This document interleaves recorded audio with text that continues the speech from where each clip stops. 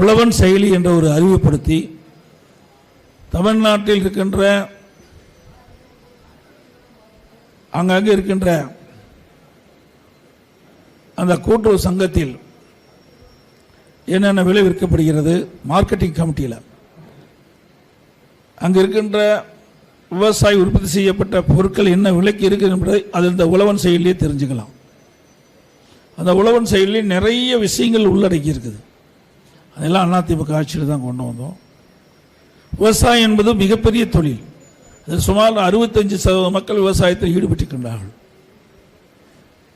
அப்படிப்பட்ட விவசாய பெருமக்களுடைய நலன் கருதி அனைத்து இந்திய அண்ணா திராவிட முன்னேற்ற கழக அரசு இருக்கின்ற பொழுது பல்வேறு வகைகளில் நாங்கள் உதவி புரிஞ்சிருக்கின்றோம். நீங்கள் சொன்ன கருத்துக்களையும் நாங்கள் உள்வாங்கி எங்களுடைய அரசு அதற்கும் செயல் வடிவம் கொடுக்கும். குறிப்பாக விவசாயம் என்று சொன்னால் நீர் முக்கியம்.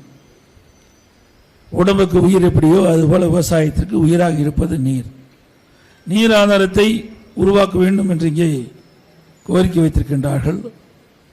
இந்த வறட்சியான பதிலிருக்கின்ற கண்மாய்கள் நீர் நிரப்பப்படுவதற்காகத்தான் காவிரி குண்டார் என்ற அற்புதமான திட்டம் 14,400 கோடி ரூபாயில் முழுக்க மாநில நிதியிலிருந்து ஒதுக்கீடு செய்யப்பட்டு அந்த திட்டத்தை நான் புதுக்கோட்டை மாவட்டத்திலே நான் துவங்கினேன். அடுத்து அரசாங்கம் அரசியல் காழ்ப்புணர்ச்சியின் காரணமாக அதை கிடப்பில் போட்டாங்க. ஆகவே இயற்கை விவசாயம் சரி அல்லது இருக்கின்ற விவசாயத்துக்கும் சரி நீர் தேவை.